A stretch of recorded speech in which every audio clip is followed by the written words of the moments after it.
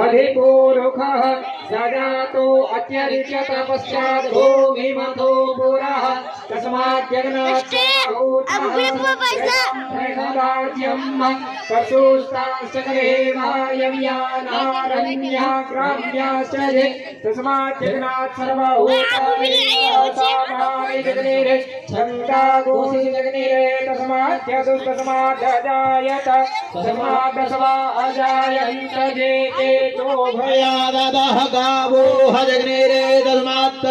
जाता अजभयः तं जगनं मरेहि प्रोक्षन्मुरुघं जातमग्रदः तेन देवा अयजन्त दद्यार्हयस्तजे जपुरुखं यददुः कलिभव्यकल्पयन्न मुखङ्गिमस्यासित् किं बाहो किमोनुपादा उच्येते ब्राह्मणोऽस्य मुखमासीत् बाहुराजन्यः